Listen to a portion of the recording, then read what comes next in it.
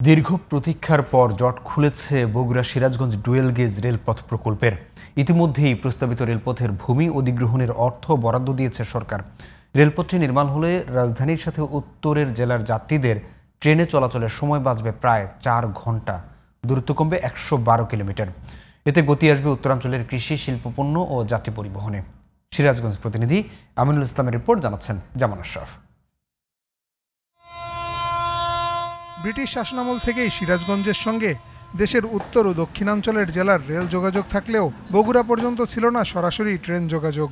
এতে বগুড়ায় রেলপথে ঈশ্বরদী সান্তাহার হয়ে বাড়তি পথ ঘুরতে হয় ঢাকাসহ সিরাজগঞ্জের যাত্রীদের।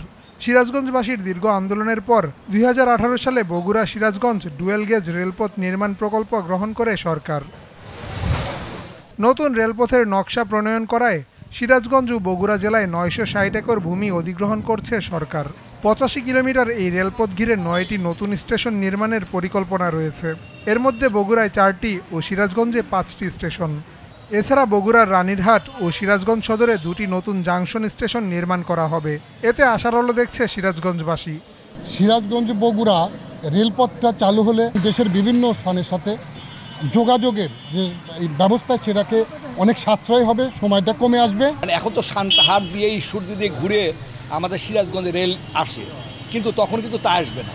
মাত্র দেখা যাবে যে 80 কিলোমিটার ব্যবধানের মধ্য দিয়ে কিন্তু আমরা আসতে পারবো। অর্থ ছাড়ের বিষয়টি নিশ্চিত করে ইতিমধ্যেই জমির মালিকদের ক্ষতিপূরণ প্রদানের জন্য নোটিশ প্রদান করা হয়েছে বলে জানান জেলা প্রশাসক।